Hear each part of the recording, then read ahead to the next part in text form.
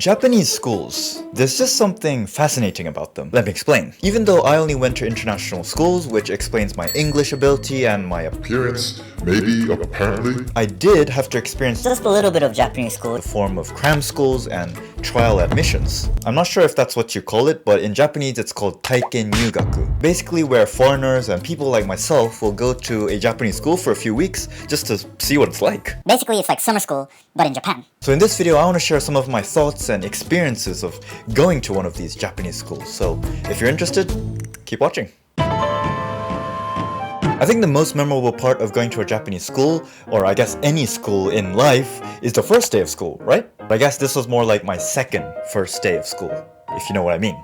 As you may know, Japanese people are super hospitable in all aspects, including the education sector apparently. So on my first day when I first arrived, it was no different. All the kids and all the teachers were so friendly and so welcoming. If I remember correctly, they even wrote my name in massive letters on the blackboard. Yeah, you heard me right, blackboard, not whiteboard. This was like back in the day. Hold on, no. This was like late 2000s, so I mean my school had a whiteboard, but okay. This was the Japanese countryside, so first impressions were amazing. I felt like some young prince arriving to be crowned king. King of I don't know, this small school in the countryside, I guess. I mean, I feel like all schools around the world should welcome new students like this. Actually, no, on second thought, that would probably freak the kid out, so yeah, scrap that idea. Well, those first impressions of being treated like a ruler were immediately ruled out, because no, they didn't see me as some sort of prince or prophet.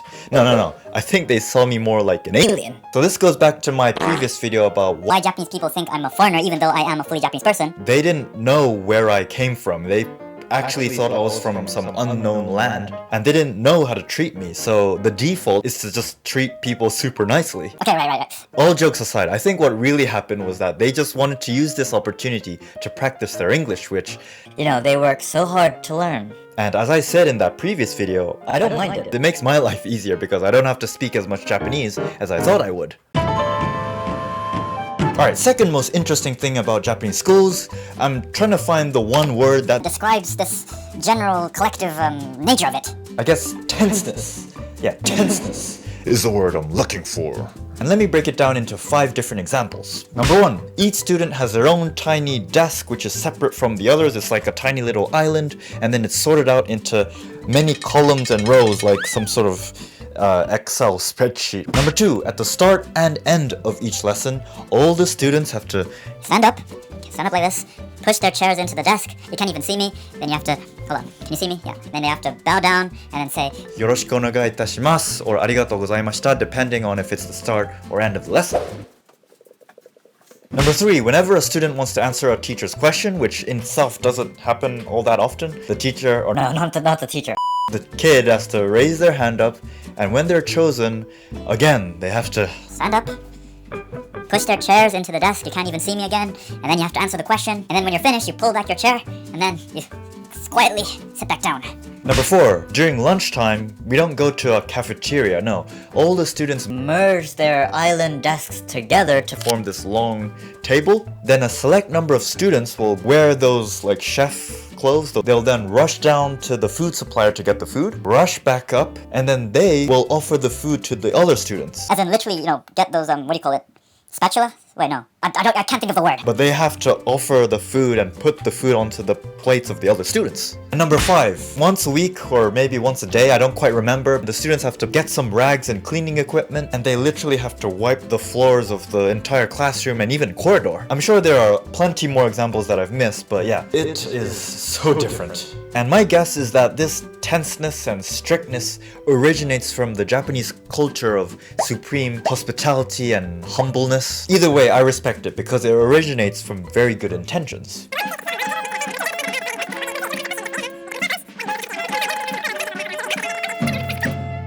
Okay, now that I think about it, now I know why Japanese kids are so well behaved. It's just ingrained in their brains since childhood, and I respect that. And then the final thing I found interesting about Japanese schools is the fundamentals of schooling, how kids learn. In international schools and, English-speaking schools in general, there's more of an emphasis on letting the students discuss and chat with each other. And you're encouraged to speak up even if you might make a mistake, because one thing I learned from life is that mistakes are how you learn. But growing up, early ages, as much as I didn't look Japanese, I had a very Japanese personality in that I would stay absolutely silent, mute, throughout the whole day at school. In fact, it was so bad, I was so quiet that even the teachers got really concerned and would call my parents over and say like, "Is this kid alright?" But in a Japanese school, I think that's more respected and it's seen as more sensible to stay quiet and silent. But of course, I've continued on with the English education system and even had 3 years of UK university experience, and Now here I am, becoming more talkative than ever, talking on camera now, making a bunch of mistakes along the way, but also learning lots of life lessons along the way. And then the other part of this point was how they use teaching materials, aka textbook. I'm sure this has changed in recent years because I've seen on TV that Japanese schools are now implementing iPads, actual interactive whiteboards, and even VR headsets, which is just crazy to me. But recently I still had to do this crash course for work, and that was textbook, So it is still in the Japanese education DNA, I guess. But to be honest, I do actually kind of like learning from a textbook because it's super simple. I mean, all the information is crammed into this one book. If you just read it, all the knowledge goes in here. So for the last 5-6 minutes or however long this video is, it kind of sounds like I've been attacking the Japanese education system, but that was not my intention at all. I mean, I did also mention that this system has its positive sides as well, like the well-behavedness and the humility of the children. I just wanted to share my experiences and thoughts from an outsider's perspective. I mean, I'm sure if you went to a Japanese school for a week or even a day, you would probably come back and mention the things I just mentioned. In fact, I'm certain that if I was to move a regular Japanese kid from a Japanese school into an English-speaking school for even a day, they would want to go back and mention the complete opposite points that I mentioned today, if that makes sense. So now I want to hear from you, and I also want to hear from foreigner English teachers who are teaching in Japanese schools. I think I got it right.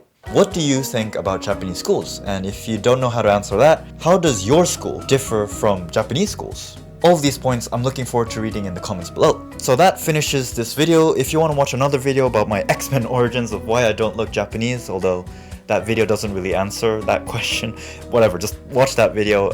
But with that being said, thank you so much for watching, and I'll see you soon in the future. Bye bye.